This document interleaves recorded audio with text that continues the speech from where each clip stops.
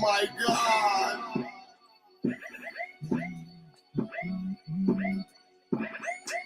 We're back, just like MM.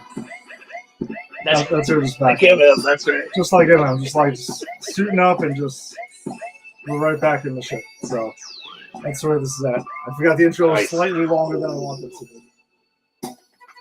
Because this, my friends, is Method Man and Redman the Rockwiler, which was part of the boys this week.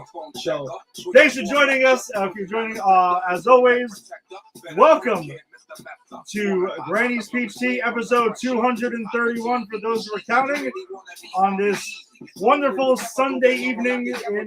We are both in New York City. But yeah, thanks for joining us as always. If you're joining us on the Facebook live stream, or if you're joining us on YouTube, or wherever you found your audio on the podcast, we always appreciate the support. And look, it looked like it was getting bleeped out there for a second.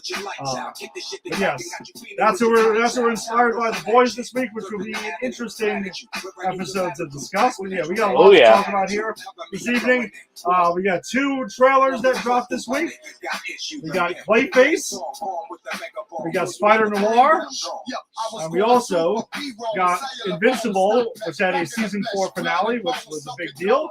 We also got The Boys, like I said, episode 4 of season 5, and Daredevil Born Again, season 2, episode 6. So, lots to get, much to do. Much to do, as the Kingpin would say. But I'm Ed, and with me as always is Jason. Jason, what's up? What's going on? Hey, Ed, good to see you. Good to be here. I have to say, since seeing Invincible, I think I have hallucinated Thrag killing my loved ones over 70 times.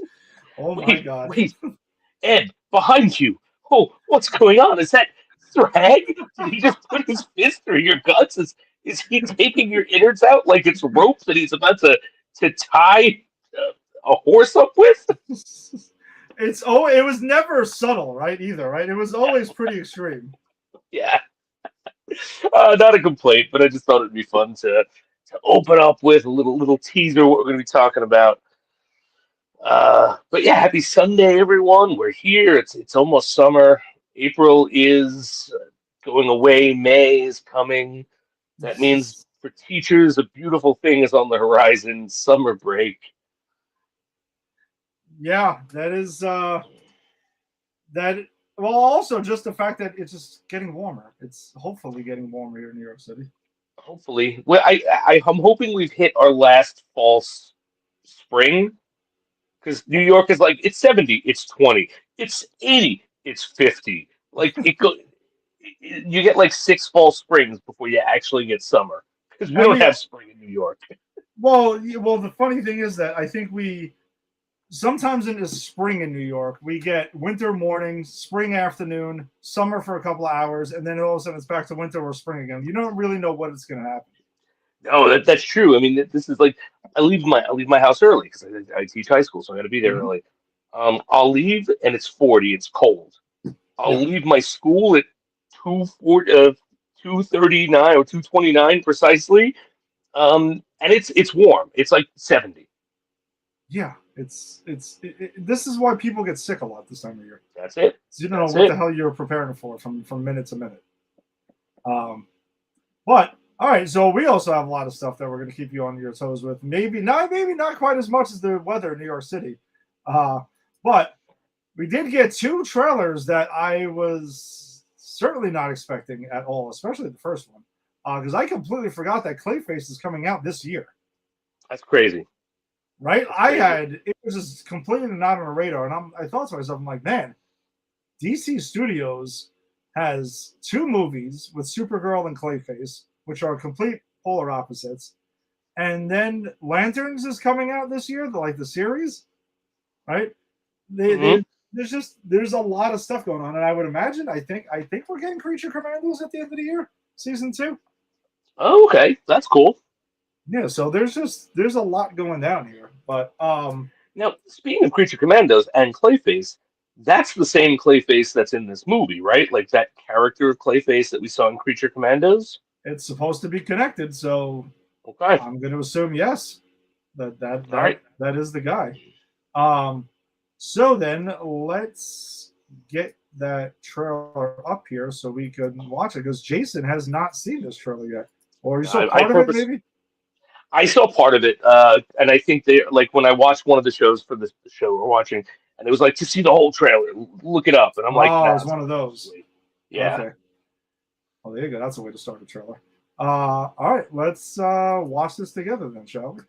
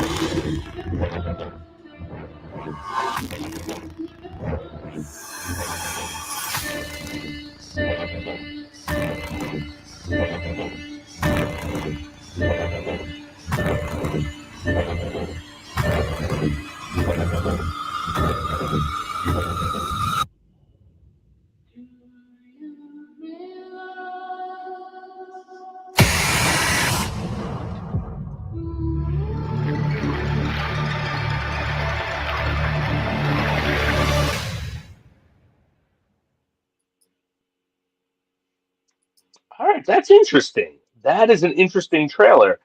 Um, I I didn't realize, and I don't know if this is the movie because I don't know anything about the movie, or if Did it's you realize? I'm sorry. that's okay, or it's just the way the trailer was cut. But is this going to be a horror movie? Yeah, to my understanding, they're going with a full horror movie here. Yeah. All right, that's cool. I dig that. That's interesting. Set in Gotham City, because we did see the Gotham police and all that, so that's definitely there. And I We know did. James Gunn came out and said this film takes place before Superman and Superman in Okay. the timeline of theirs. So I'm assuming that was for some reasons too, but I think it's interesting that you're going with introducing a member or a prominent member of the Batman's Rogues Gallery prior, even though we got a glimpse of Batman for 2 seconds in Creature Commandos, but not Oh, right. live action quite just yet. So I think that's an interesting choice here. And I have absolutely no idea if he's showing up in this movie or not. I would imagine not. I kind of hope he doesn't, to be honest. I want Batman to premiere in a way that befits the Batman, but I also think it's interesting to explore things like this. Like Clay, yeah, why does it always have to be a superhero origin? Give us the villain origin. That's it. That's interesting. That's a fresh take on this genre. Focus on the villain. Give us a genre piece of horror. I mean, you could always fold them into the Bat family or the Bat shenanigans later. But for right now, yeah, just give us a standalone Clayface movie, this is kind of what it looks like it is, and I'm here for it. And not Morbius, and not Craven the Hunter, and not Well, Madam all right, Web. but that I'm joking. I know. I already no, I know. know. I have the same. I have the same response to it. Yeah, I mean those things were made with the understanding that Spider-Man was never going to be used, and they just didn't want to lose the trademark or the rights. Yes. This is James Gunn saying, "Let's take an interesting stab at this." Yeah, and I agree with you 100%. Like DC Studios is off to a great start, right? Because they do have a couple of projects. We've seen, like we said, Creature Commandos, Superman. We're excited about Supergirl. This looks really cool, man. Like this, I'm highly interested in it. I am curious to see, since it is part of a shared universe, how that part's going to work. Same. Into that. Um, I don't know. Maybe a post credit where, I mean, maybe that is where we get a Yeah, tease of Batman of some sort. and I'd be okay with like a little hint. I don't. I still don't want to see him. I don't want the first time I see Batman in the this new DC universe iteration, to be as like haha, wait till next time in the post credit. Like you can show the bat signal or something. Give me an Yeah, indication Batman's there. But I'm really hoping they save the premiere of Batman for something that's kind of like an epic appearance, not just like, come to the next one. yeah, I can see that. Kind of like how we got in the finale of Penguin. Right, exactly. Yeah. All right. But yeah, no, and on our Facebook page, friend of the show, Ginny, mentioned that she is very excited for this film. It See, no, it's not does not surprising at all. surprise me. No, it's not. I think we pretty much got a read on Ginny's film taste at this point. And we know that this would be something. She also had mentioned, I was trying to pull up his information. So James Watkins is the director of this, and she had mentioned something about that I guess she had seen some of his other work, and I wanted to pull up his IMDb to see what else he did. Oh, I did see Speak No Evil with James McAvoy. So okay, all right, I can. All I right, don't know if I saw that. What was that about? that was when he shoot. How do I say this without spoiling it though? He also did Women in Black. All right, so he has basically mostly horror movie background, so that Okay. maybe makes sense of what this guy has done.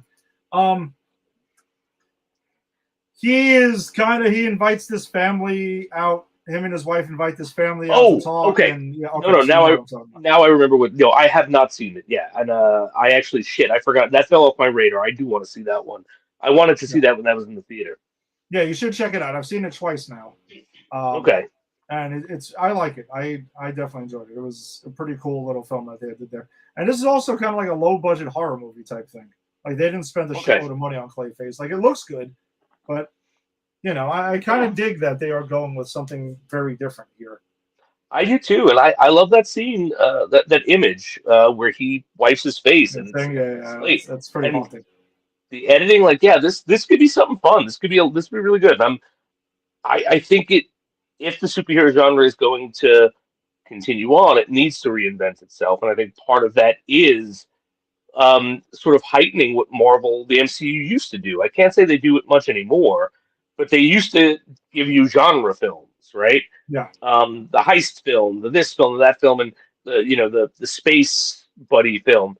But where I think now you can heighten it and you can make it okay. No, we're gonna go. This isn't an action. This isn't like a comic book movie. This is a horror movie with a comic book character, and I think that's an interesting take.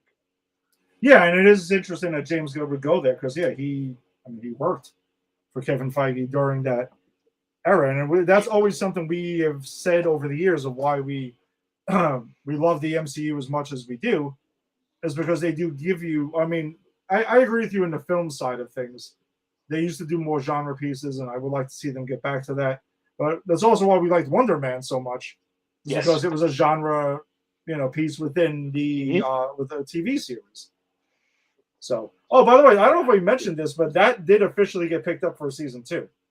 Oh, good. I'm really hoping that both those.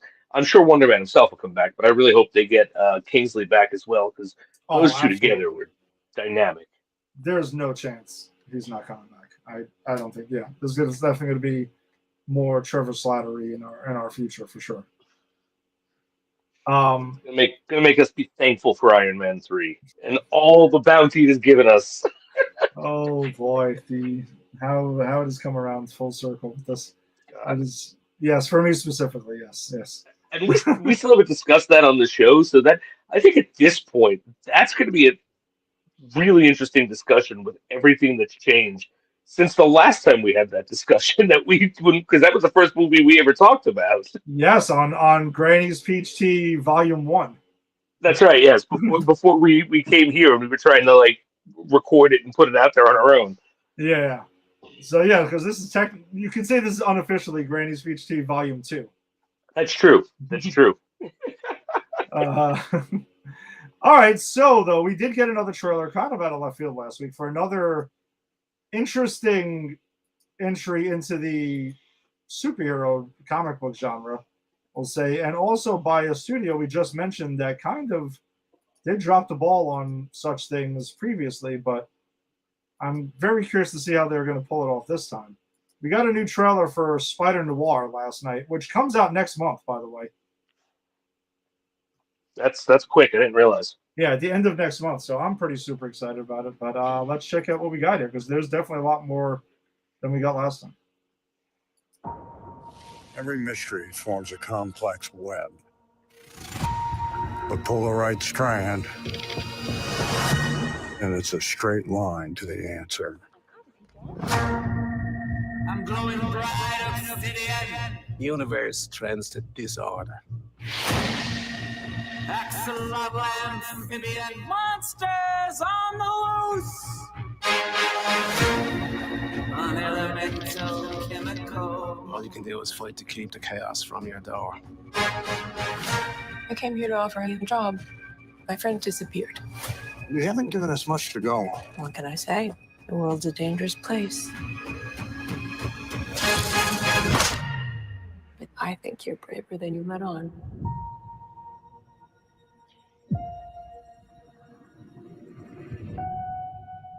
Got me growing 6 black tentacles.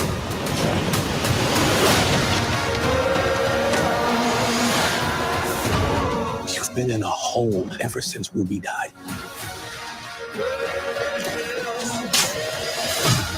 We're chasing ghosts. Maybe we can be alone together. This is your chance to put that shovel down. So what are you waiting for? Let the best man live. This is how it ends.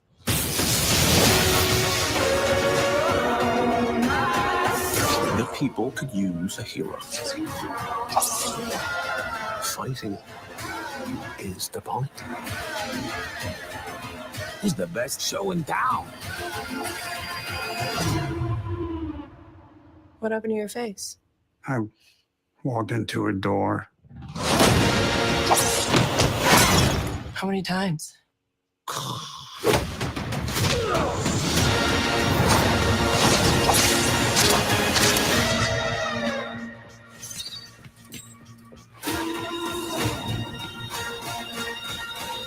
Well, that's new. Yes, it sounds crazy, I know.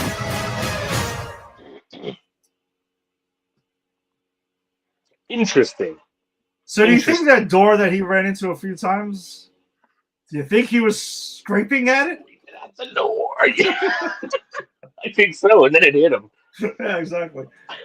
All right, so what do you think? What do you think? What are your thoughts? Dude, I am so excited for this show, man. It is, just looking at it, I'm like, in what alternate universe would I have been getting a Spider-Man series starring Nicolas Cage as that Spider-Man in black and white, which is an option. And yes, I've said I'm going to watch it in both. I will watch one. The first time will probably be with my black and white, and the rewatch to take notes will probably be my color version, because I do want to experience it like that. I think I might watch it both as well. Yeah, I kind of feel like I have to, right? Like if I had to pick one, I would admit I am more into the black and white version, but I'm curious.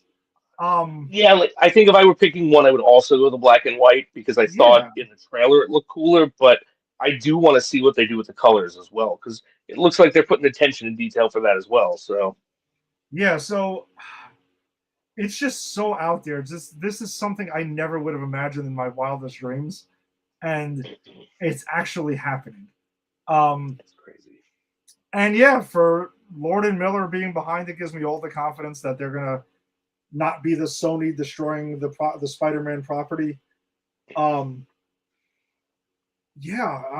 It's seeing Sandman, Electro, Silvermane, like a version of I believe we're getting a version of like Black Cat as well, and who else? Who knows? I mean, they could really just go crazy with this, right? Rights be damned, because this is alternate universe. Yeah, and I did read the run of the first run, the initial run of Spider-Man Noir. So, I mean, I really am excited for this, man. This is one of my most anticipated projects, I would say, of the year, to be completely honest. And this is a year of a lot of cool shit coming out. But this one is such. This is one of the ones that's like completely just so unexpected, and I feel like it somewhat can't miss in a way. Yeah, I think it looks really fun. I think that I love the 20s feel of it. I think I've never read Spider-Man Noir. I know nothing about it except for what I saw of him in Into the Spider-Verse, which I did like. Mhm. I think if it was anyone else at this age looking like he does in this, I'd be like, maybe Nick Cage has been miscast, but nah, Nick Cage is always miscast. That's the brilliance of Nick Cage. He makes it work. He's been Yeah. miscast in every single thing he's been cast in, but he always makes it work because he's Nick Cage. So I am excited to see fucking Nicolas Cage's way out of this. Yeah, and we're definitely going to get some like classic Nicolas Cage moments. I could already see that. We have to. I'm for it. I'm here for it. To be completely honest, that's part of my expectation here. I think you and I both agree the best thing about those Ghost Rider movies was Nicolas Cage.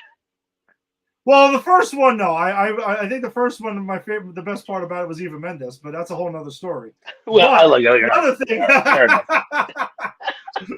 But the other part of that, though, no, Nicolas Caging is made it entertaining in a way, where it's just like this, and then the second one he goes completely off the rails. Oh yeah, as the whole movie does. But Yeah. anyone wants, you can go. That was back in the hundreds. We did that. I mean, God, we've been doing this forever. Yeah, it was definitely somewhere in the hundreds where that, and yeah, we had an interesting discussion, and that's when we scraped at the door. We scraped at the door a lot. Yeah, we sure did. But he's doing another Marvel character. There's just so much about this project that it just seems like it's impossible that it's happening, but it's happening. Yeah, this seems like a project that I would hear of, and I'd come on and I'd go, wow, imagine the multiverse where this project existed. Wouldn't you just want to visit for like an hour the multiverse where Nicolas Cage plays Spider-Man Noir? I mean, because that's too crazy to have ever gotten out of production. That's what other multiverses are saying. Exactly, and somehow it is. That's what I'm saying. We're excited about it. And I know it doesn't guarantee anything, but I am genuinely excited about this, man. This looks like it's going to be a hell of a lot of fun. I agree. Yeah, it seems like it's going to be the shit. So, yeah, but we got about a little less than a month before it comes out. Yeah, all right, shit. We're almost there. And which will give us something else to cover as we start wrapping up the shows that we're covering now, because Invincible, that we're about to start, is about to end. The Boys, we don't have many left of that. Yeah. And how many Daredevil we got left? 2. And then we got Punisher. Remember, we got this Marvel special presentation Punisher. You're right. After that. Right, fun. So we got some good TV coming up for a little bit. Yeah, but this is going to take full center stage when this happens. Oh yeah, for sure. Because I don't know when Lanterns is coming out. Actually, I'm pretty sure that's a summer show though. Okay. Oh, and season 2 of X-Men '97 is the summer show. Okay. All right. Cool. So we got some summer stuff to cover. Yeah, exactly. Summer stock that we have coming up. I don't know why that came into my head, but all right. So, as you had mentioned, we do have Invincible season 4, episode 8, which was the season finale. And I'm going to drop that spoiler ticker across the bottom before we get into this. So, I just noticed I spelled spoilers wrong in one of those 600 of them down there, so I'm going to have to fix that before the next episode. I never noticed that before. Spoilers. Spoilers. Yeah, so you've been warned. So if you haven't checked it out, come check us out at another time. And we're going to be spoiling the shit out of the rest of the episode. So, kudos to you, Jason. Because you fucking nailed what was going to happen with the Viltrumites to the T. So, bravo. Thank you. Kudos to you, because that was yours. That was not mine.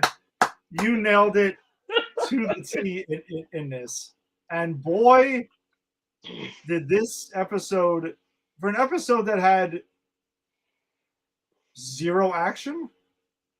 No, all imagined action. Nothing real. Yes, didn't need any of it. No, and again, that's the beauty of this show. A lesser animated comic book show stops last episode.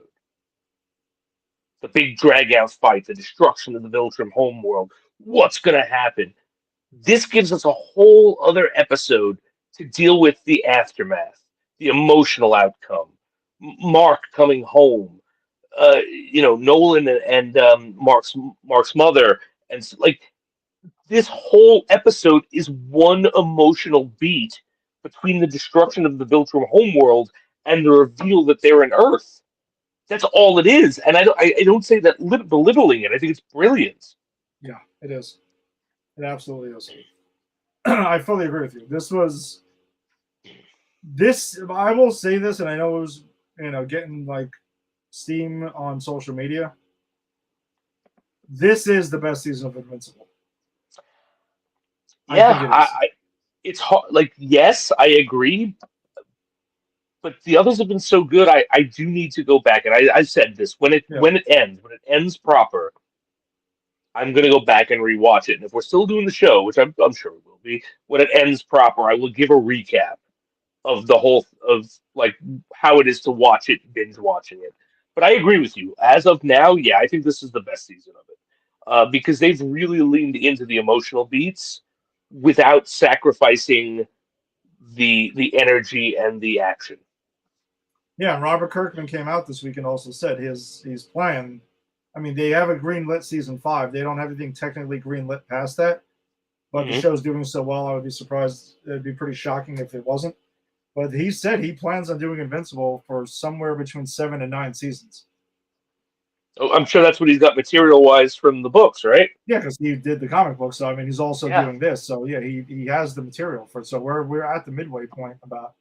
I'm here for it. I hope they give it its whole run. I'd love to see this whole comic book run in animated form.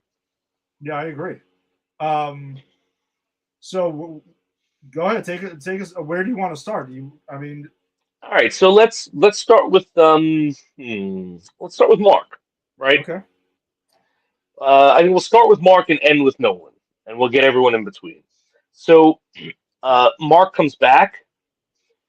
He's having panic, anxiety, and he's hallucinating. Like his anxiety is so bad, he keeps hallucinating Thrag showing up and like murdering the person he's talking to, his mother, his Eve, his friends, Cecil, everyone that he cares about. And to the point where, and they don't shy away from this. He goes to Eve, I need help. I'm not doing well. He cries. They cry together. He goes to Cecil. Hey, and remember when we ended last third season, him and Cecil were on the outs. They were not good. Cecil didn't trust him. Mark was kind of a loose cannon. Mark is different now. Mark is like, of course, I'll give you the debrief so you know what's coming. Cecil, remember when you said I could talk to someone if I needed help?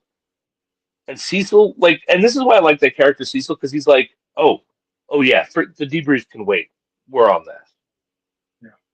And Mark is really messed up. And there's a moment, and I love this moment. I think it's my favorite moment of the episode, where he is going to leave Eve. Because Eve tells him, and I'm sure you saw this coming too when he got back and she had her powers back. You know why but she shares with him that she had an abortion. She thought he was dead. And he breaks down and they cry together, which I think is a beautiful moment. And he's about to break up with her. He's about to say, I can't put you through this. He's about to make that decision for her. And she doesn't let him.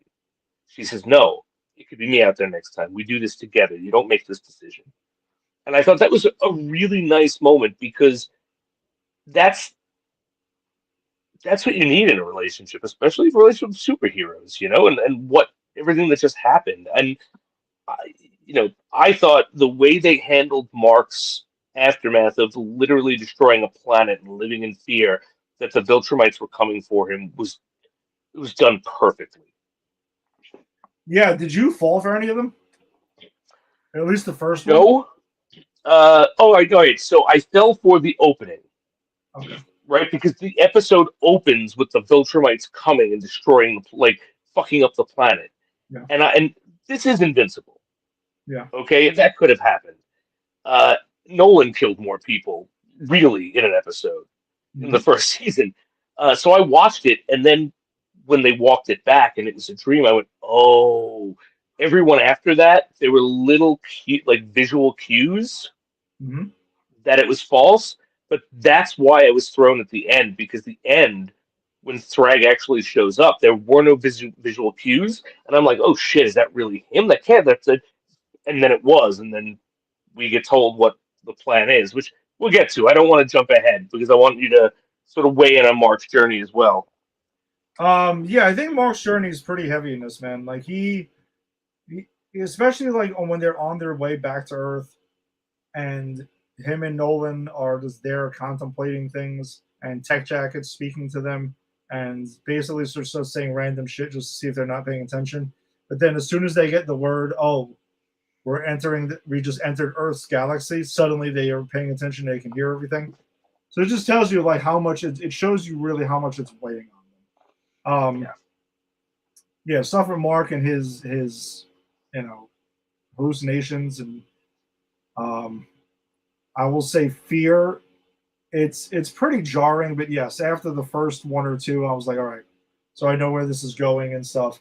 But it was still pretty I was amazed of how detailed each one was. Mark is imagining this, so he's imagining the absolute worst. I mean, the one where I think it's Cecil, or it's his mother, when you see the eyeball literally just burst and pop out of the freaking head. Like, oh no, I think it was the mother, because he rips his mother's head off. Yeah, like it's just vile what Mark is imagining, and I understand why. So that's crazy. I knew it was Thrag at the end immediately, just because I'm like, they're not going to keep doing this. They're not going to beat this horse to death that many times. And the stuff with him and Eve, that's really some heavy stuff. So heavy. And yeah, it is interesting though. Like he sees Eve, they have their, they get it on like immediately there.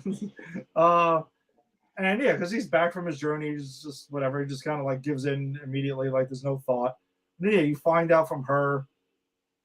She's like, yeah, like I haven't had time to kind of like take care of myself and yada yada. I mean, I'm like, all right. And I like that his response is, I don't care, I love you. Yeah, exactly. And he's that. And also at that point, we don't know. She hasn't said that she. No, right. Now, I did think for 2 seconds, I'm like, all right, Mark. I think if something was there, you would have noticed it. A little bit. And he didn't. So that's why I was like, oh, okay. Yeah. I kind of clocked. I clocked that. And I was surprised that this animated series went full abortion. Like the word is used, it is discussed, it's not judged or moralized. Actually, Mark has said, and I've said it himself, not at her, because he says, I did this. I put you through this. I left you alone and made you feel that I was gone. I can't. What were you supposed to do? And I thought that was interesting too. Like he wasn't mad that I didn't have the choice, which is what you see a lot when it comes to this this issue. But it was I did this because I didn't prioritize you. Yeah, and that was kudos for them for going there with that. I mean, it's agreed. Again, like you said, you don't see that a lot in a lot of shows, and anyone's writing it like that. So I thought that was pretty interesting. I agree. So yeah, I think that's kind of all right. So yeah, I think that's it with Mark. I think we can take a little trip to see some. Before the end, I think we'll get to the end and we'll do our character beats, and then our last character will be Thrag, because we'll get to actually what the Viltrumites are up to. Mm-hmm. So Cecil, real quick, because there is some Cecil action in this. He, of course, is rallying the troops once he finds out that the Viltrumites are going to be after him. He helps with Mark. But you do see, and I was thinking, I hope they didn't forget this, which I didn't think they did. I was just hoping to get back to it before we moved on to the season. The Robot and Beast Girl is still in the other universe. And you see them open up a portal because they're trying to get them back. Mm-hmm. And it lets out this, like, eldritch creature of old with tentacles that starts getting them. And Cecil's like, to his second in command, turn off the machine, and you see him looking at it like he doesn't know what to do, and he puts his fist through it. Yeah, that was a storyline I was wondering if they were going to get back to, because I'm going to be honest, like, I following along with this, I was just kind of like, it did kind of was put to the back burner for me. Not that obviously I knew it as soon as they brought it back, but I'm like, yeah, there's been so much other heavy shit, and we haven't really talked about it in a minute. And that's the thing, like, I'm okay because this is a comic book series, and this is so close to the comic. I have no doubt that in season 5, it has this heavily goes into that, right? Yeah. Because the Viltrumites, I don't think, and we'll get to it, but I don't think the Viltrumites are going to be the antagonist issue as they once were after this episode. And so I think maybe the next antagonist issue is these creatures, and that's why they're there. So I don't know, but I do have faith in the show that it will be resolved in an intelligent manner. Absolutely. Agreed. And then Cecil has a nice moment with Nolan. Nolan's on his self-discovery quest, and he's there. Nolan is there looking at the place he nearly killed Mark. And Cecil comes and says, "You shouldn't have come here." And he says, "What, the planet or this place?" And he goes, "Both." Yeah. And Nolan's like, I'm trying. Doesn't that count for something? And this show, Cecil goes, "I see you're trying, and it counts for something, but it doesn't mean it's enough." Yeah. And then he tells him, like, "I'm going to help you defend against the Viltrumites." And he goes, "Look, if the Viltrumites come, I'm going to call you, and I expect you to get your ass here with the cavalry way before the 2 weeks you say it's going to take. But until then, get the fuck off my planet." Cecil laid it down for Nolan, man. Like, he's just... Yeah, and it just shows, like, Cecil's not scared of him. Well, you know what? I think in the sense of, like, Omni-Man prior would have tried to... Yeah, exactly. That's what I meant. Yes. Like, yes, he wants him off the planet. He wants him away from him. But what I'm saying is, like, he's not, like, bending the knee to him. He's just more like, no, I will fight you. Like, I will do what I can. Everything in my power to combat you if I have to. Yeah. Not just like, please don't hurt me. In that right, sense. exactly. And that's what I respect about Cecil. Like, even if it's a no-win situation, he's not bending the knee. Yeah, exactly. So yeah, that's the Cecil aspect. Did I miss anything with that? No, he was pretty quick, but pretty small. And then we got Mark's mom, and then Nolan, and then I think we're done. Oh no, and I guess we should talk about Alan too. But yes, let's get Earth swept up. So, we find out that Mark's mother has broken up with her boyfriend, but they're still friends. She, of course, tells Nolan off, as she keeps doing, and Nolan keeps trying to, "Hey, give me a shot." Nolan gets kind of aggro with her, and she's like, don't do that with me." And I love that he says, don't treat me like you don't know me. You knew me. But it's just not everything. Yeah, that was a really interesting conversation, man, because, like, she's still laying it on him and stuff like that, and she has every right to be. And for the first time throughout any of this, Nolan pushes back. Yeah. Because otherwise he'd kind of just taken his lumps and just shut up for the most part and just said, I'm trying. But at this point, he pushes back against Debbie a little bit because he's just like, it's like you said, you knew me. Like there was we did have some sort of a history there and stuff like that. Like part of it was me and stuff like that. Like, I thought that was interesting to see that Nolan's at that point where he's like, I'm fucking busting my butt over here to do anything I can. I'm not going to take this forever, but I'm also not going to go like psycho on you. I'm going to try to stand up for myself a little bit. And let you know I'm going to stand up for myself. Yeah, exactly. And I think, that they've had a lot of conversations, and I'm curious. Do you think they're going to get back together? No. Because I think that. You think so? I don't know because now, not back together proper, but I think they might hook up because pretty much she gets convinced by her ex-boyfriend to go, Oliver. We don't see Oliver this episode at all. He's in a hospital in space. And she's like, I want to be there with him. You know what? Forget it. I'm going to go with Nolan. You're taking me. Let's go. Yeah. And so they're going to be together for a while. She did say to him in one of their previous conversations, like, the worst part about it was how good it was until it wasn't. So she hasn't totally Men in Black wiped her memory of it. Yeah, and I think I think she's angry, and I think she hates him, but I also think part of her still loves him, and this show is smart enough to, I think, explore that dynamic really intelligently if they choose to. Okay, I can kind of see that.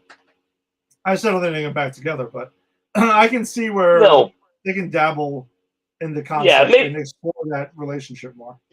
Maybe not get back together, but maybe there's an evolution or something that happens. I just don't think it's going to remain this antagonistic the whole time. I think no, there's going to be some warming, some forgiveness, some maybe even redemption. I don't know, but something is going to happen there. That's what I think. All right, I can get on board with that. And then Nolan, as we said, Nolan is making the rounds. He's really trying to he's really trying to get everyone to forgive him.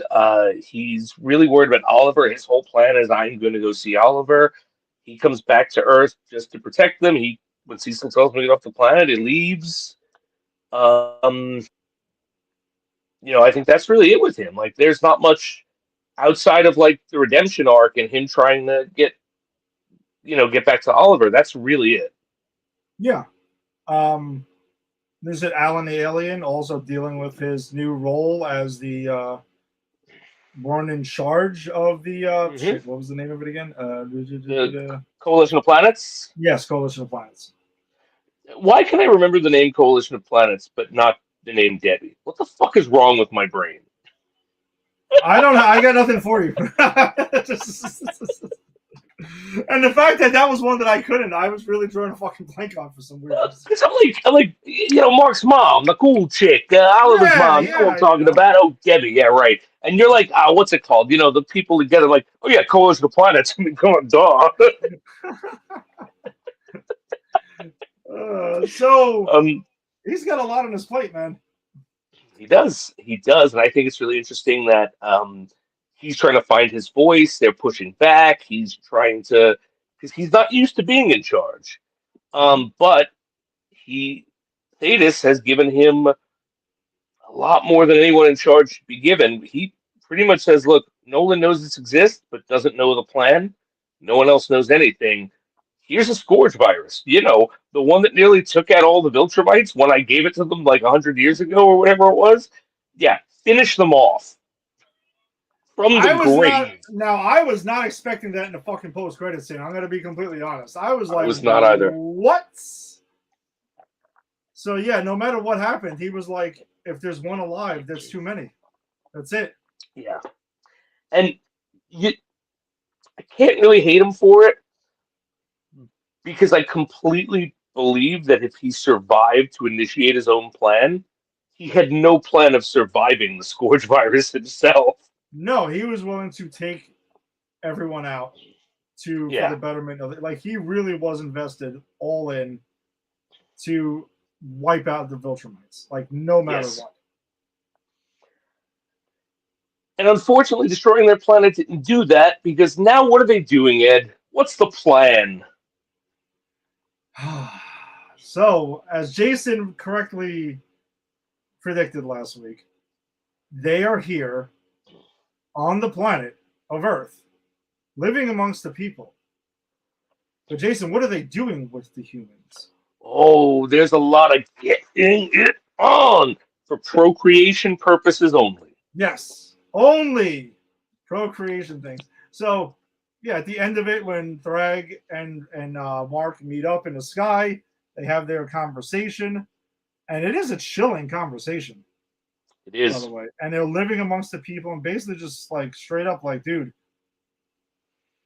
this is what we're gonna do. And we did say this last week though, when he fought, that the way he acknowledged Mark, Yep. he was, and again, you called this to the T, that it was, he showed that it was possible at a very high level, too.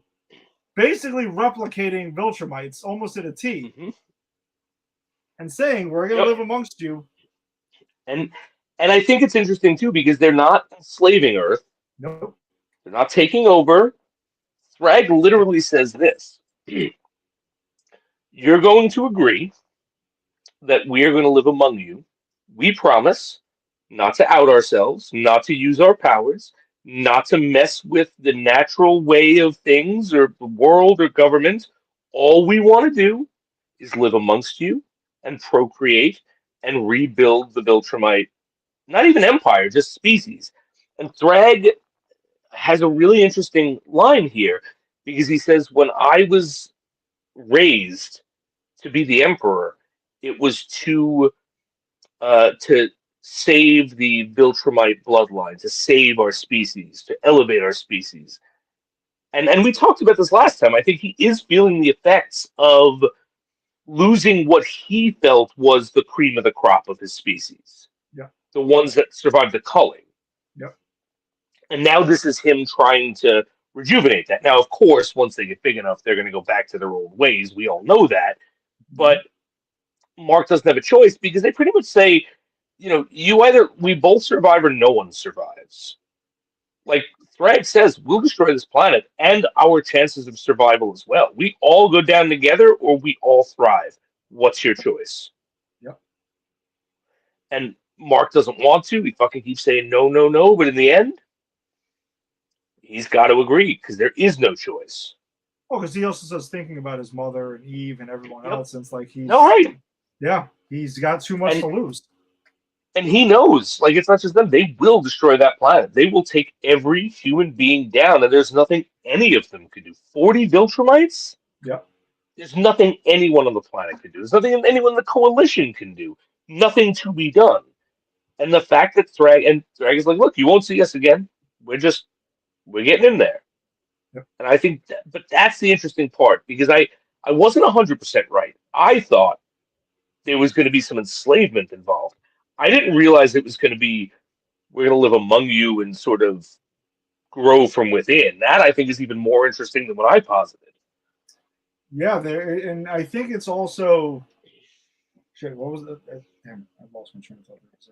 So, yeah, it is wild, too, when they show the Viltrumites living amongst, you got, was it Crag or whatever his name is with the eye patch thing? He's got thinking of a girl and stuff, and he's picking the girl up on a motorcycle, and they're just kind of like all just chilling and doing their whole thing. It is wild, but that's what it was.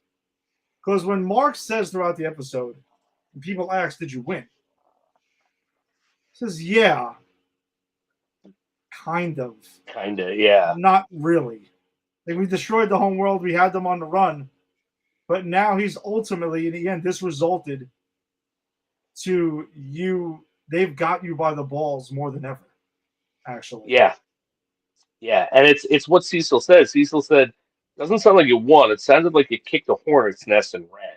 Exactly.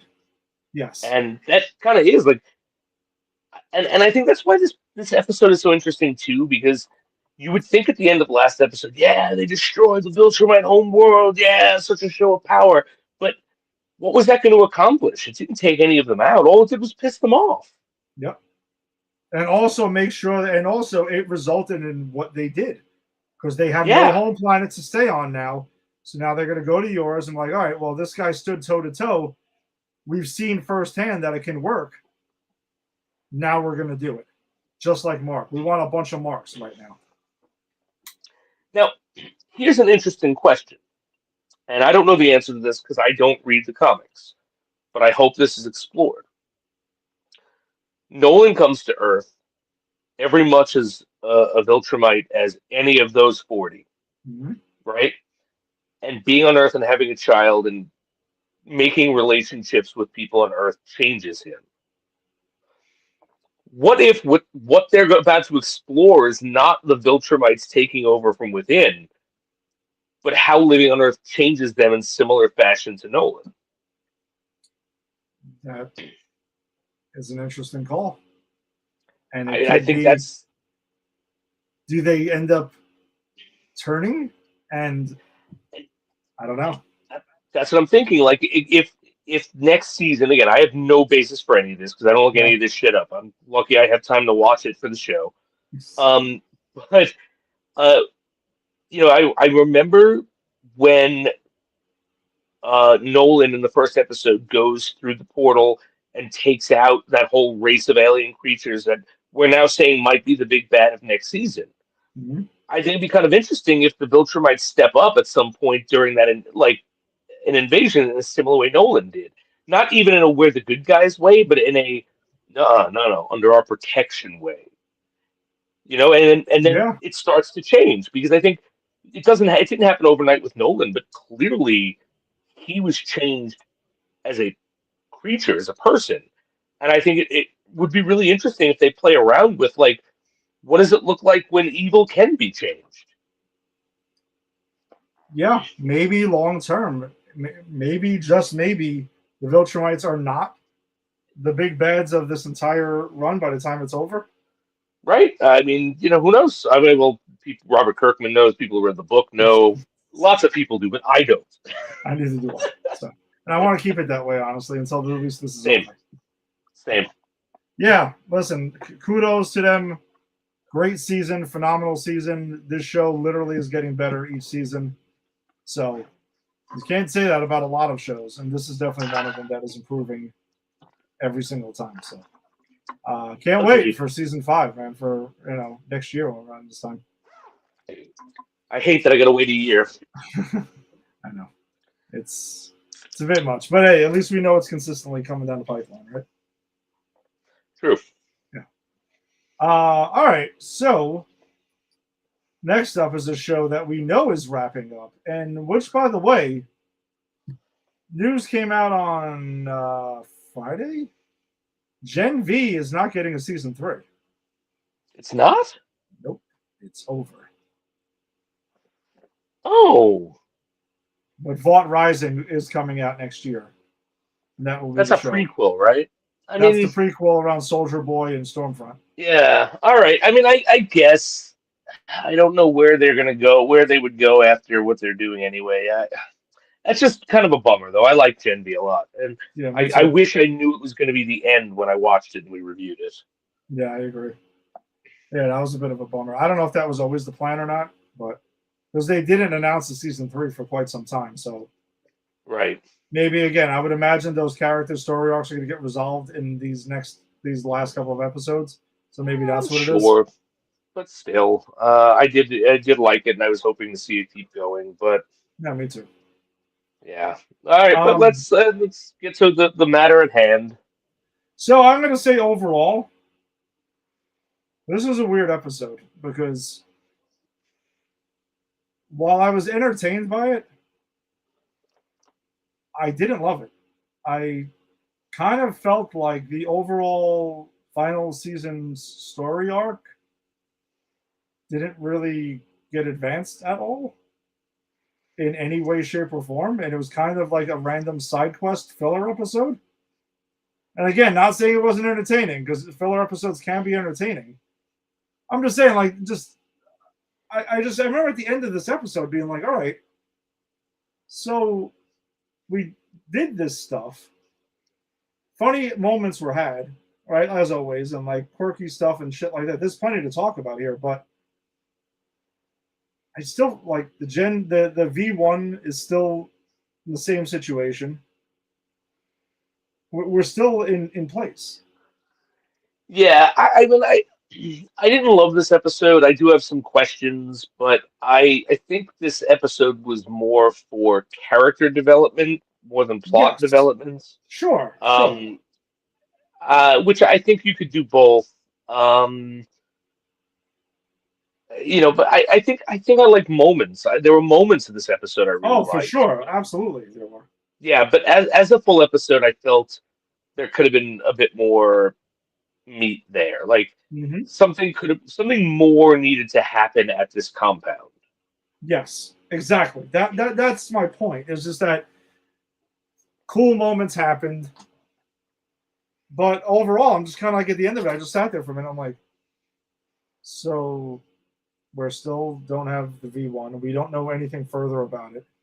Well, we know that it was taken by this guy that might Livewire or Bomb Shelter. I don't remember the Yeah, names, yeah. Livewire. but it was all right. Yeah, they know that it was taken by a soup that likes heroin, and that's their Yes. like go-to. That's their like what they got to hunt down.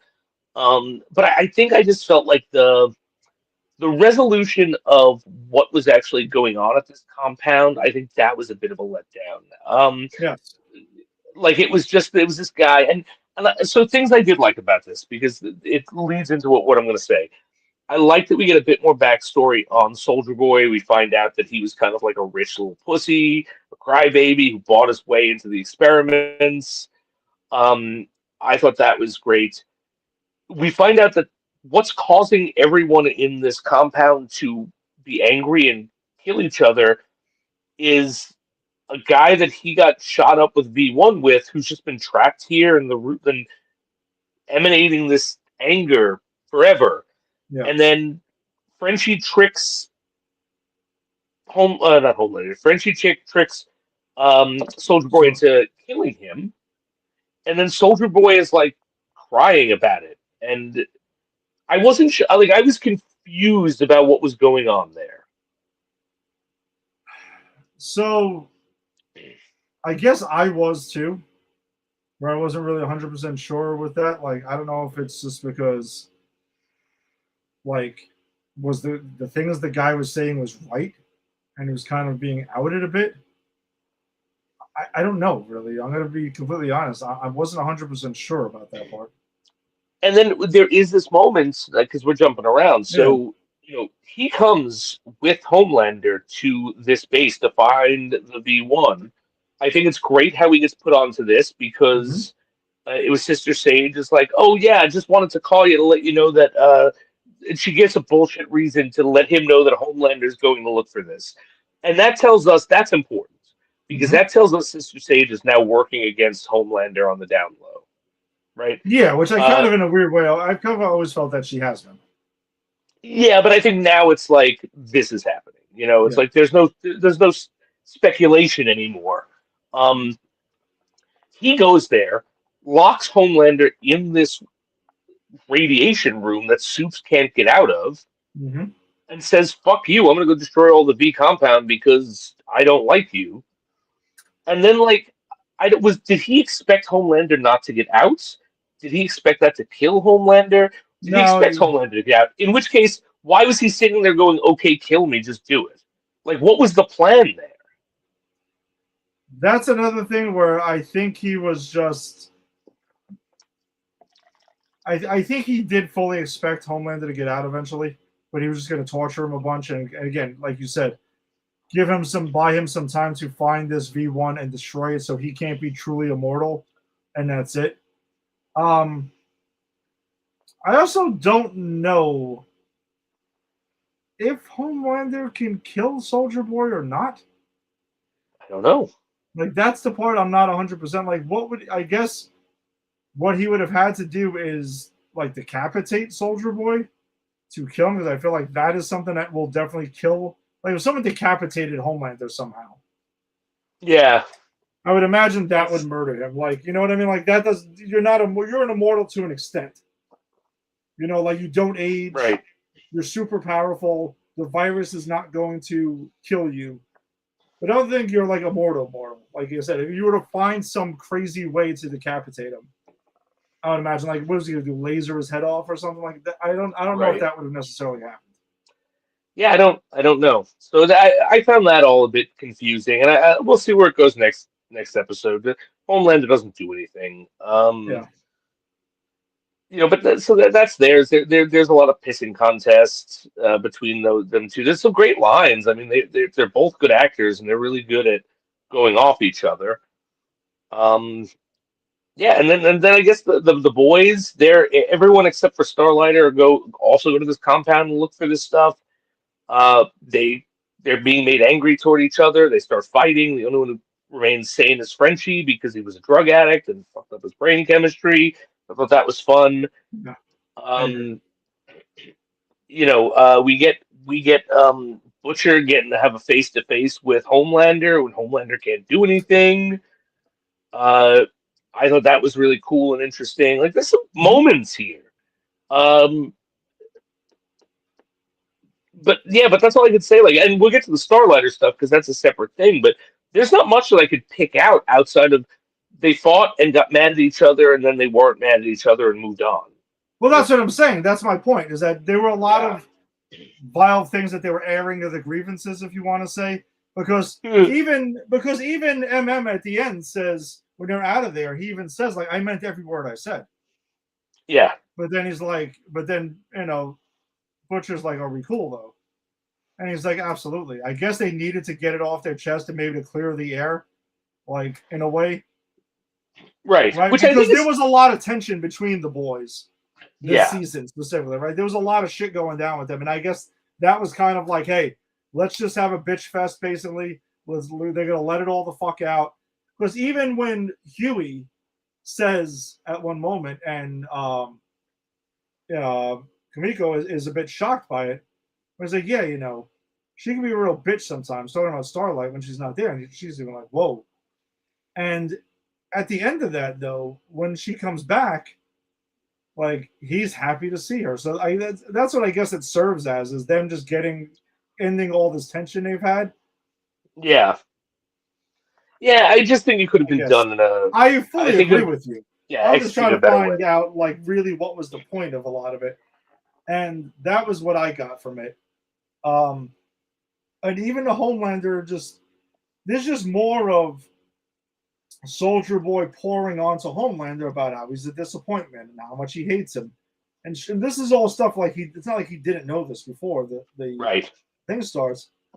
Homelander, again, is the one who kind of has also some like obvious growth here because he starts the episode telling Firecracker, number one, he smells Soldier Boy on fucking Firecracker and he knows exactly what happened. Right? She gives some BS excuse. But then he's getting like, ready for an interview. Yeah, I'm going to get to the point here. And he is like, tells her about the vision that he was visited from an angel, that he's basically been told he is God. But he needs to get the word out. And he knows that that's her thing. Like, she's the influence. But Jason, her reaction in that scene when he's telling her all this shit, she does by the way, the actress does a phenomenal job communicating this through her facial expression. Like, she's fucking mortified. Like, what the fuck did I just do? The acting of that actress, I swear that woman, she'd give her more roles because she conveys this. She's smiling, but it's a fake, terrified smile. Yeah. Now, that's really hard to fake. Mm-hmm. And yeah, you're right. The way she conveys it, oh my god, it's brilliant. And and this is what's the funny part is, she's so afraid of him. By the end of this, she's fully committed. Yep. She is coming up. She comes up with the way they're going to package him as God, and she's all for it. And we find out, I forget her name, but the woman who's got the thing in her head now, who's married to the priest. Wow.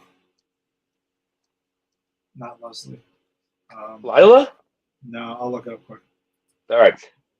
But anyway, this thing, so I was right about this. This thing was like, can read people's minds and give her the information. Yes. I think that was kind of said in this. And Ashley. She's like, Ashley, that's it. The creature in Ashley's head is like, oh, she's lying. She doesn't believe in any of this. But you see her like, Homelander, he's the next god. We're going to do this. And I think it's really interesting to see people who are like, okay, I'm afraid, but so afraid, I'm gonna double down. And I think that's really interesting. Yeah, because even Ashley's like telling them straight up, how the fuck are we going to convince them this? Like, they're not buying it. People are not going to buy that Homelander is God, that he is over God. Like, people are so invested in their religions, they're not going to accept Homelander as the replacement. That's not going to happen. Although I think it's going to happen more than people think it will. And I think that's kind of the point. Yep, I fully agree with you. Who do you think Christians are gonna side with, Homelander or the Pope? Because we might not know the answer to that. Oh boy. Yeah, that's an interesting one there. And then by the end though, they get Ashley's husband over there, to preach it and to sell it, and he's all in. And by the end of the episode, Homelander is introduced as God, and to an acceptance there. So again, I'm not saying nothing. This isn't like a completely pointless butter knife episode, for lack of a better term, but I just would have liked to have seen some of the overall arcing stuff advanced a little bit more. And No, I agree. there are some fun moments, especially when they're in the camp there at the place looking for the V1, and there's the comparison of The Walking Dead and The Last of Us. That's So, fun. Yeah. it's the same thing, just with mushrooms. Yeah. I was laughing my ass off at that. That was pretty fucking funny. Something else I wanted to ask you in the meeting with all of the suits talking about how we're going to make Homelander God, right? Thank God you brought this up, because that's where I was going. Okay, wasn't one of them the worm creature that hated Vought and helped the crew Butcher get into the? Well, yeah, he's playing both sides because he's a writer. Okay, okay, that would confuse me because I thought he hated Vought. I thought he was against them, but okay. He absolutely does. But again, he's doing this out of he's two-facing this one. Okay. But he had some interesting dialogue, by the way, which I was going to mention, and this is the second time this season it's come up within dialogue from him, basically saying how difficult it is to wrap up a show.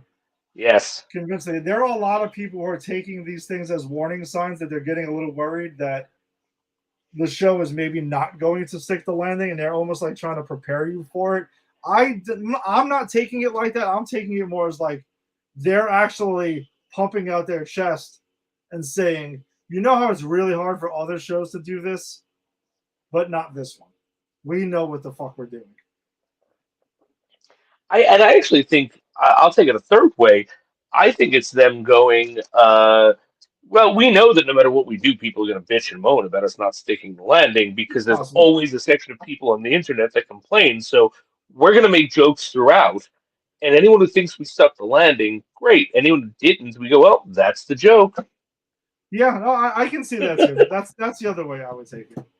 But yeah, this episode, of course, it was like the, see, look, it's starting to happen stuff. So, yeah. Again, I'm not saying it was like bad as in not entertaining, but I just feel like they were off to the first 3 episodes was a lot stronger than this one. Yeah. Overall. And I don't think we would feel it if it wasn't the last season. Absolutely. Absolutely. Yeah, it always reminds me last season of Angel when I used to watch it, Buffy and Angel. It was a great last season, and the third to last episode was a good episode if it wasn't the third to last episode. But because it was the last season, so close to the end, I was like, the fuck did we waste our time with this for? And I don't quite feel like that about this, but I do see what you're saying. Like, it is strange to that. Like, good episode if it were any other season, but we're in the end game. We got to pick this up. Exactly. That's really what I meant. If this was season 2 or 3, be like, all right, fine. We'd take it a little bit differently.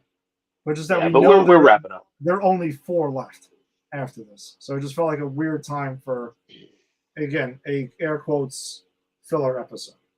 Right. And we do actually get an answer, which I was disappointed about. Oh, we yes. do get an answer about Black Noir, and it was, in fact, just this guy going method.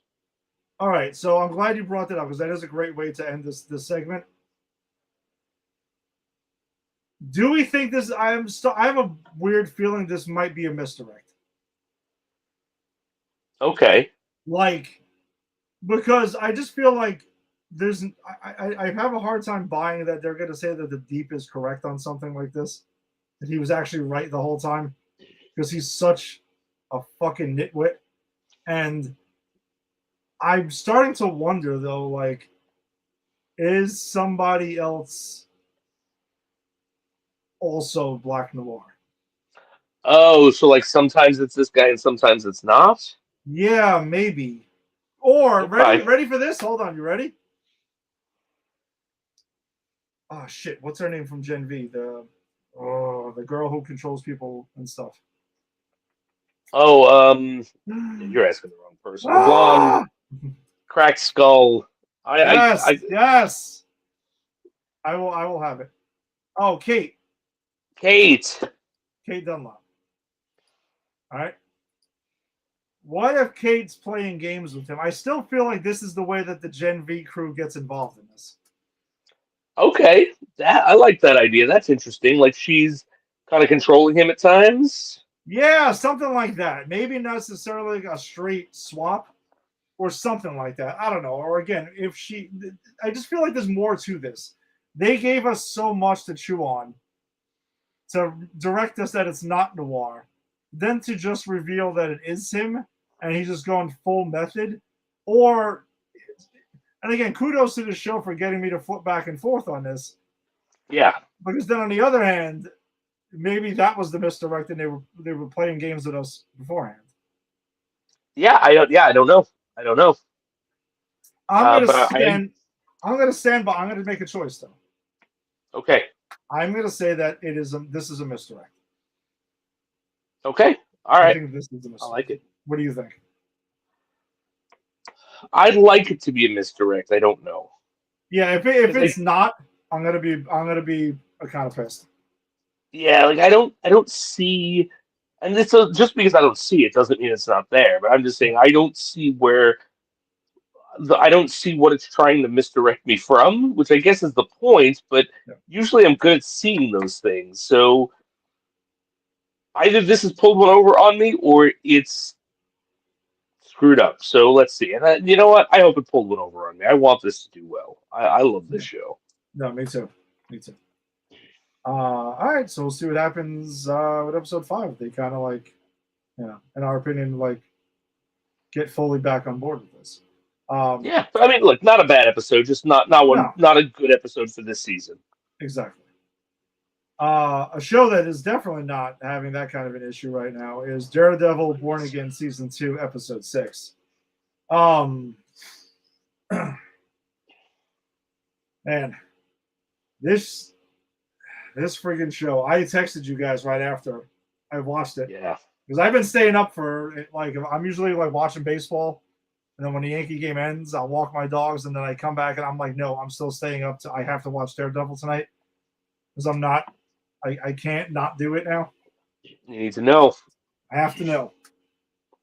This episode, man, and when I rewatched it earlier today, this was the thing where I liked it even more the second time around than I did the first. Oh, okay. Cool.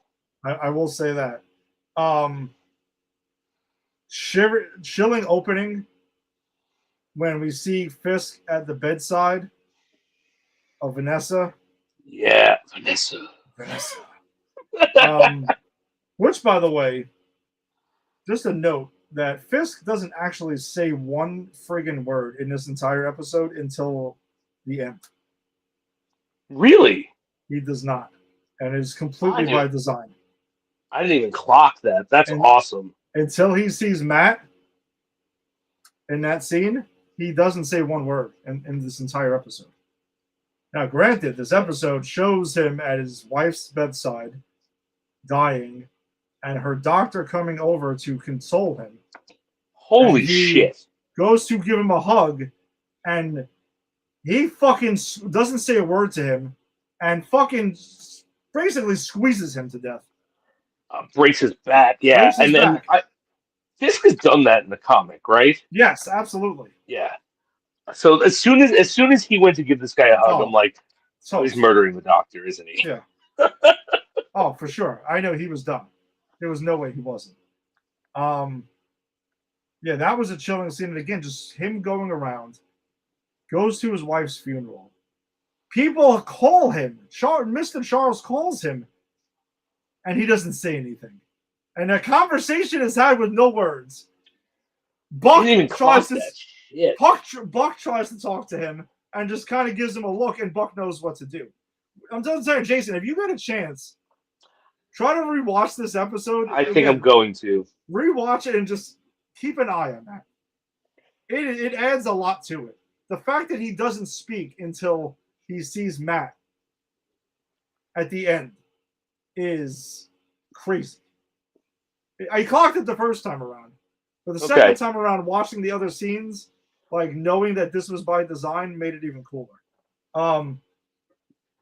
So we find out that Mr. Charles, from Mr. Charles, that Fisk moved the guns. That's it. Like, you know, he had them in Brooklyn and he was hiding them. No, he gave them to the AVTF. Because guess what? Fisk doesn't give an F anymore about anything. So he's going to go and load up his army, his Gestapo, whatever you want to call them, and he's going to make sure that they're funded. And screw that, screw Valentina, screw everyone.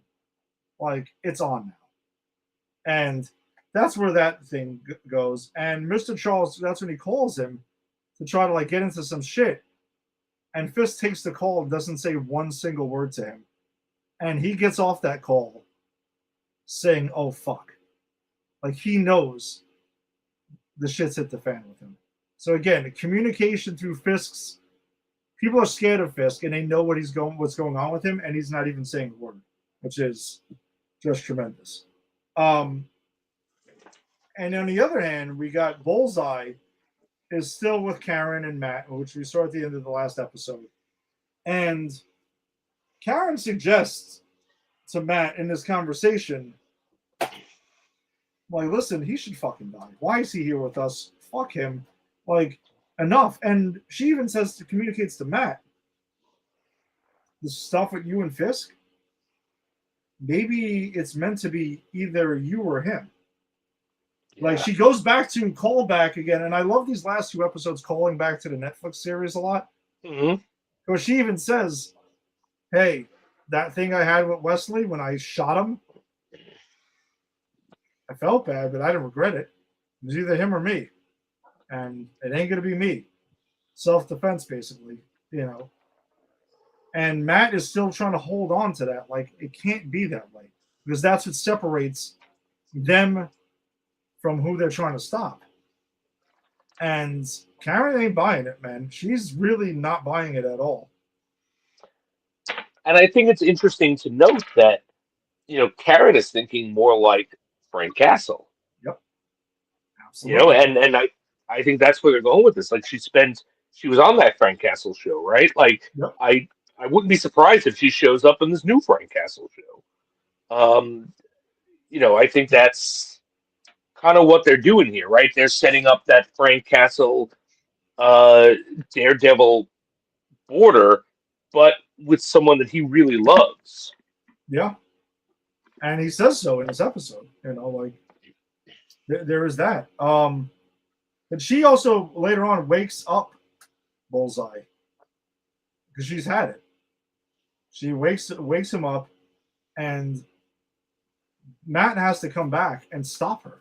We'll get back to where Matt was in a second, but when he comes back from his thing, he hits the gun with the billy club. The gun goes off. She was going to murder him. Oh, yeah, she was going to kill Bullseye. And the way that Bullseye talks to her, though, and lays it out for her, like, hey, Vanessa opened up the door. I took out Foggy.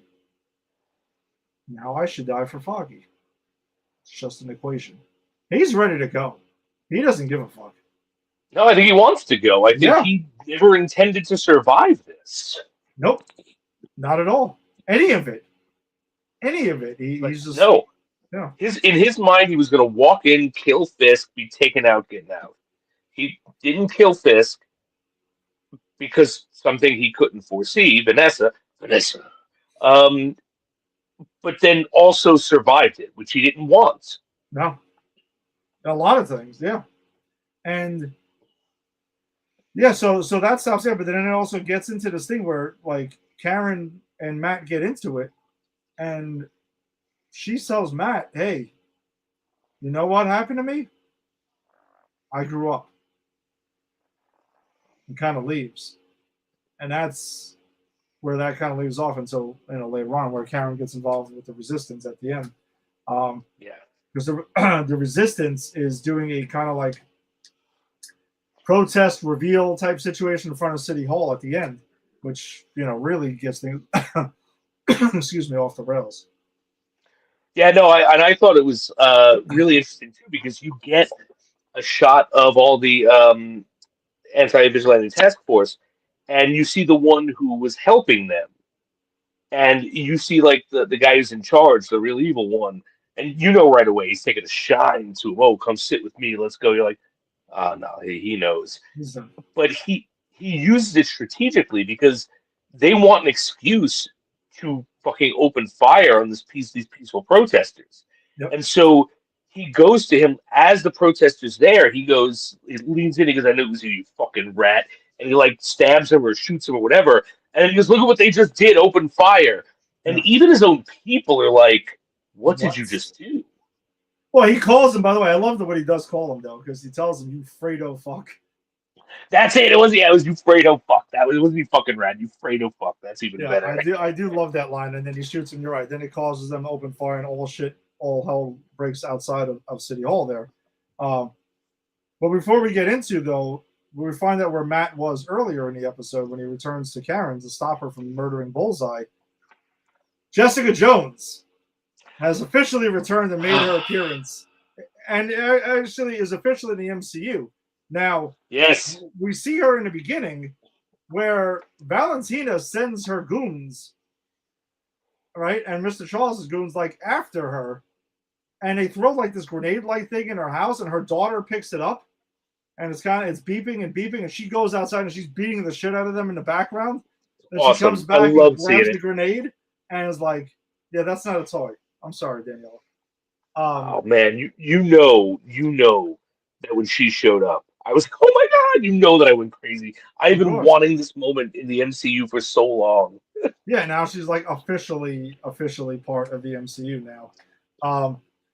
But she takes that and she goes and she decides she calls in the thing and meets up with Daredevil on the rooftop, and they have a very important conversation here, I think, because they're across from where the AVTF has the weapons now, and we kind of catch up with her. Like it's been a while. We know that like she has a daughter who looks like we know who her father is. I was going to ask you about that. Yeah, the father, Luke Cage, is 100% back in the picture. Yep. But interesting to note, though, is that she says that that Charles came around looking for superpowered people for Valentina. She told them to go fuck off, but Luke did it. Because when I understand, Luke is on a mission for Mr. Charles right now. Like, he's kind of playing ball with them a little bit. Yeah, so that's going to be interesting. I'm sure it's going to tie into when he comes back. Yeah, exactly. But their daughter in the comics, Daniela Cage, in one of the multiverse, and I don't think they're doing it here, but it's worth noting, she ends up becoming Captain America. What? Yes. Luke Cage and Jessica Jones' daughter, who was introduced in this episode, again, in a multiverse story, becomes Captain America. Not in a 616, but so it's just worth noting that she's powered, and I mean, if she's Jessica Jones and Luke Cage put together. Oh my god. Yeah. Strong and invincible. Exactly. So pretty wild there. But Jessica also mentions to Matt that since the childbirth, her powers are kind of going in and out. And we see that. We do see that. Yeah, we do see that in a fight there. So they do bust it up. They go in there and she's like, hey, you want to cause some trouble? Like, I'm pissed. I'm ready to go. They came after my fucking family directly and threw a fucking grenade in my house that my daughter had in her hand. And they go and they kick some fucking major ass in this thing. Their fight scenes are pretty awesome. But she also punches the head guy of the AVTF and hurts her hand. But then Matt kind of knocks him out quickly. And that was Rick was asking me, like, is this dude powered? And I'm like, no, Jessica's abilities are kind of going in and out. She lost her power there for a moment. Yeah, exactly. So that's worth noting. And that's why when he was about to shoot her, it was scary because we know Jessica Jones can take bullets. It doesn't like. Actually, we talked about like imagine how powerful her and Luke Cage's kid would be. Like, Yeah. imagine how powerful her kid would be. I mean, she has both of her and Luke Cage's powers. Yeah, no, I mean, she's a serious force to be reckoned with. So, Yeah. but that is the only time we see Jessica Jones in this episode. Right? She's kind of like in and out to help out, but I know we're going to see her more. But Yeah. It was cool. it was the introduction. It was great to see her. Catch up. I love Kristen Ritter as Jessica Jones. I love Kristen Ritter. Period. Anyone who wants to see really her and the late great James Van Der Beek together, a very short-lived sitcom called "Don't Trust the Bitch" in Apartment 23, which was absolutely brilliant. It was such a good show. So yeah, I remember that. I didn't really watch it, but I know of it. we watched like Reg watched it way after it was off, and like I was of the opinion that it was stupid. But watching it because I have a huge crush on Kristen Ritter, so of course I sat down and paid attention. Yeah. James Van Der Beek played a douchey version of himself, and that always gets me. That like if a celebrity is going to play a douche version of themselves, I'm in. Yeah, that's always funny. He also did that in what the hell was it? Jay and Silent Bob Strike Back. That's right, he did. That's right, I forgot he was in that. Yeah.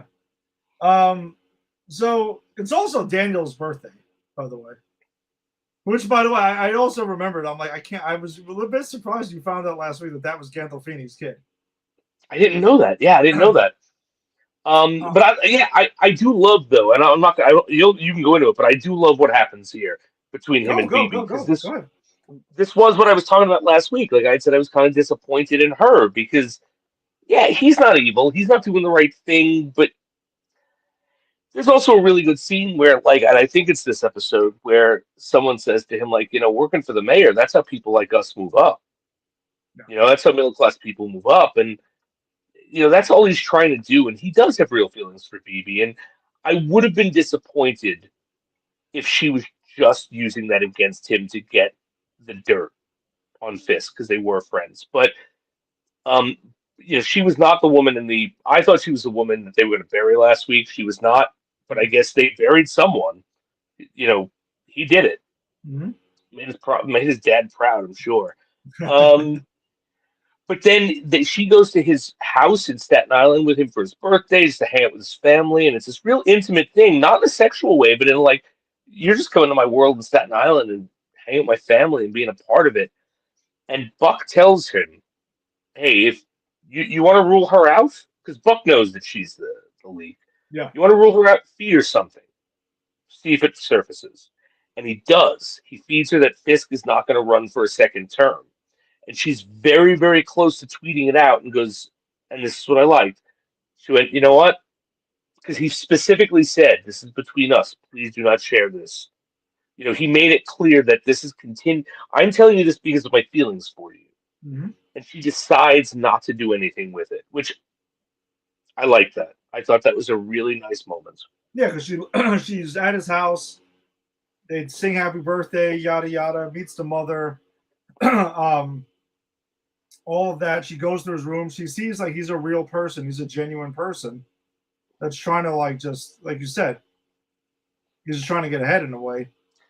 And she deletes it. She's like, no, I'm going to do that. And then she goes, they're about to have a moment. Like she's going to kiss him. Yes. Before he kind of just was like, no. Like, he wanted that.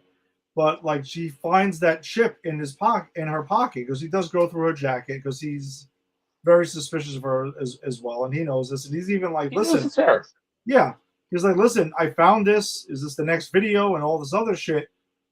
And he's like, you screwed us. I don't know if I could even protect you at this point. And I think like, that's the interesting. That's the interesting part. Buck is calling, yeah.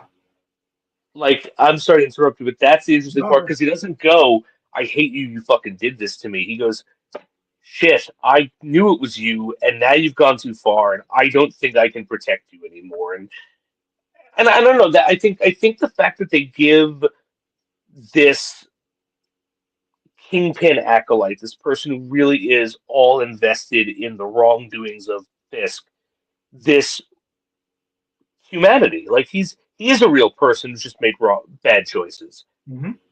You know what I'm saying? I think that's really smart. It's easy to villainize people like him, but Fisk is the villain. He's also a victim. Yep, he is, and we'll see because I mean, all you show is that Buck is calling, and that's it, and he's already kind of like terrified. Yeah, yeah, and he's afraid Buck knows. I'm sure he knows Buck knows. Now he knows for sure. Yeah.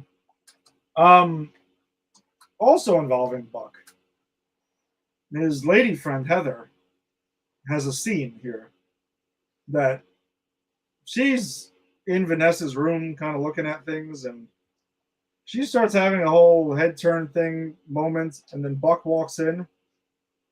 I'm just gonna say, like, she's dealing with some trauma here with Muse again and all of that.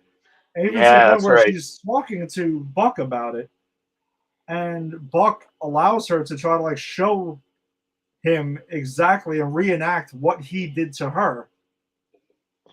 And she does start choking Buck, and she's having like flashes of Muse. So I will say, she's going full Muse. Yeah, That's Oh, happening. we talked about that. Yeah, that's happening. That's happening. So there's no question about it. She's definitely kind of going out there with this, and she's gonna just pick up the mantle. Yeah, And I agree. That's gonna be something to see. So we were saying is like now we can go jump to City Hall at the end, where shit all hell breaks loose once the informant, you want to say, from the AVTF is shot right there. That battle starts, but then we get on the inside where Fisk goes down to look at the White Rabbit in the snowstorm painting, and he's there looking at it because he still hasn't said anything. And all we see is a silhouette of horns, and that's when he first speaks. He's like, Right at the end of the episode. I'm not surprised to see you here, Matthew. And your impression is getting better and better every week. It's getting good, right? Thank you. I'm trying. It's in the chest. Is where you got. That's good. I'm impressed. So he basically just tells him, like, Daredevil goes to talk to him, and he speaks to him, and is like, listen, what if we never met? Like, our whole thing, this battle, it's taking a lot from us. We said it was about New York at one point. I don't think that's really the case. I think we could agree on that. And he goes, I'm never going to stop. You're never going to stop because we don't know how. What if I left and you leave? And if that's how this ends? Because it's not going to end any other way. Yeah. And I thought, what an interesting thing. It was. That was it. I mean, this was the scene. Like, this was it. And maybe even like the scene of the season, to be completely honest. And that's saying a big thing. And then though, when he gives the examples of how, he says foggy, you could see that Fisk knows where he's going with this. And he starts like twitching, no. And then when he says Vanessa's name, that's when he flips out. He's like, no. And he gets up and he attacks Matt. Big, heavy-handed, full-on swings. He's punching walls. And I'm glad that they at least acknowledged, like, it hurt his hand a little bit. He doesn't give a shit. Because I saw that, I did also see this, like, behind-the-scene thing with the creators of the show, so I did have a little more insight into this. For the first half of it, and I'm glad that I saw it correctly, Daredevil's dodging him for the first part of this. Because he also sees that Fisk is just raging out because he has to get this out. Mm-hmm. He's acknowledging that to Fisk's humanity, that he just lost his world, and he's lashing out on him. He acknowledges that, but then once he catches him and hits him, Matt knows like he needs to defend himself, and at that point, and he's just like, is this what you want? Matt asks him, "Is this what you want?" And Fisk is just like screaming, "Come on!" Like because he therapeutically, I think he needs this. Yeah, he needs to let it out. He's been holding it in. Literally, he didn't speak the entire episode. Yeah, and then he engages him. He takes out the billy clubs, and Jason, the way that this fight is choreographed, like the way it's shot, where like he's flinging Daredevil by his leg into the fucking wall, and Daredevil's jumping up and fucking kicking him and punching him, and he looks like he's half his size. This was straight out of a fucking comic book Kingpin Daredevil fight, which I thought this was chef's kiss. Like this was phenomenal. And I even said a couple episodes ago, the Bullseye Daredevil fight was the same way. This was even elevated for me. Like this was awesome. This was so incredible, the way that this fight played out. Yeah, I know. I agree. It looked great, and as you said, like watching them, like this hulking mass, manhandling Daredevil. Daredevil's got the billy clubs, and you're right. Like it did feel like we're watching a real live comic book right here. Yeah, it was so fucking cool, man. I absolutely adored it. And at the end of it, though, right? Like he tells him, and I'll get to his. Arrest me. You cannot.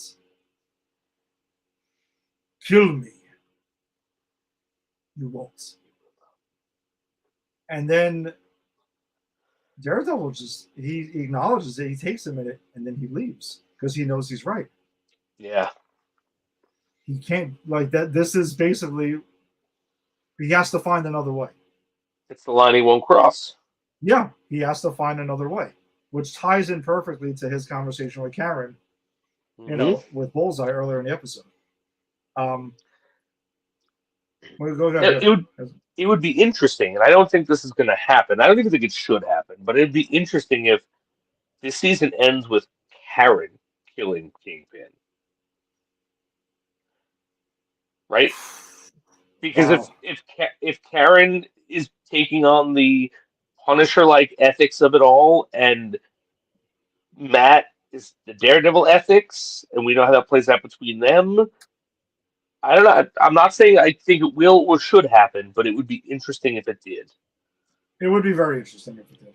If that's where this all added up to. I fully agree. But speaking of Karen, though, and this is why I texted you guys after. So back to that fight, because that whole fight in front of City Hall between the AVTF and the rebellion, there it's going on. It's in the street and everything like that. And then we see that New White Tiger's friend gets hurt and gets injured and is down.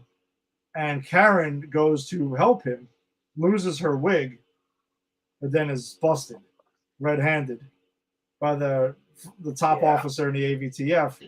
Has her at gunpoint. It's like Karen fucking Page. Cliffhanger. End of episode. Yep. That's where I was like, no! I felt like Fisk. No! Yeah, what a good episode. Oh my god, dude. This, man, it's just every week, man. Every fucking week. And look, again, I'll give Marvel kudos for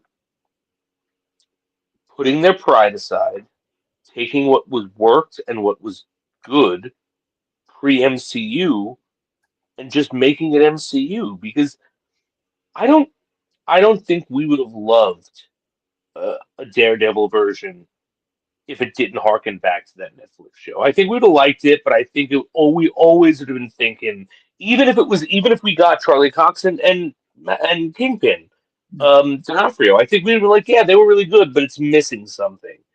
And I think this season, and I think we might have even said that a bit in the first season, because it was a retrofit. But this season isn't missing anything. This season, it feels like a continuation of that first show, and that's what it needs to be, and that's what it's doing perfectly. Yeah, no, like I said, season 1 walked a little bit, so season 2 can run, and boy, is it running! It's absolutely fucking awesome. I cannot wait till Tuesday night to stay up and watch it, and then watch it again. I really can't. Like it's fucking sick, man. It's an amazing show. Yeah. So even though, listen, we're still eating well. Even though the boys we finished our appetizer. Yeah, We finished our appetizer. The main course is almost over. But we still have a sumptuous dessert left for a bit, right? Exactly. And we're gonna get other meals too. Like with Spider-Man Noir and Punisher. So, we still got more. But well, listen, then that does it for us this week. Thank you, as always, for checking us out here. If you're checking us out on Facebook, be sure to check out the Granny's Peach Cheese Facebook group, where we share a bunch of stories and other posters and trailers that don't quite make the show all the time. So check us out there. Check out popculturepros.com, because that's who we are presented by, and also their Facebook group.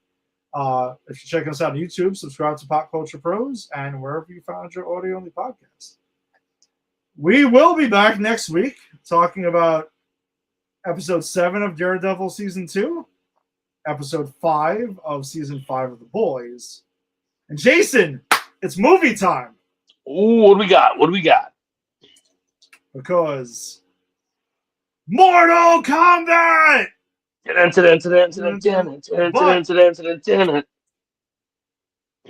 gotta listen, there's a sequel coming out. So we gotta kind of revisit the original sequel. Yes. All right. You got me all Time has excited. come for Mortal Kombat Annihilation to get its due here on Granny's Peach Cheese. So that will be our movie of the week, because after that, we will have a new movie. We will have Mortal Kombat 2. So, Jason, is this the first time you're going to be watching Mortal Kombat Annihilation in its entirety? Possibly. I remember many, many years ago when I still lived in Glendale, at the Goat Farm, catching it on cable, watching the beginning, and going, "Oh, you just killed my favorite character in the first 5 minutes. This is going to suck." And then I proceeded to get drunk, so I don't remember if I watched the whole thing or not. Oh, well, Jason, one of the greatest lines in movie history is in this movie. Oh no! Along with scraping at the door level, like it's. Oh no! It's there. It's definitely by Sindel, Katana's mother. She has a line in this that is epic. It's so epic. All right, when I watch it this week, I'm gonna take down where I think it could be, and you'll tell me if I got it right on the next episode. Yes, it is. Oh, by the way, before we sign off, today's Alien Day. Is it? Yeah. Happy Alien Day, Jason, because we wrapped up that not too long ago. I guess Happy Alien Day. God, there's a day for everything. Everything. When is Predator Day? When is Alien ABP Day? I don't know. I'll try to find it, and we will acknowledge it. Well, Happy Alien Day. May the xenomorph be with you. Yeah, exactly. Sure. Game over, man. Game over. See you next week. Peace.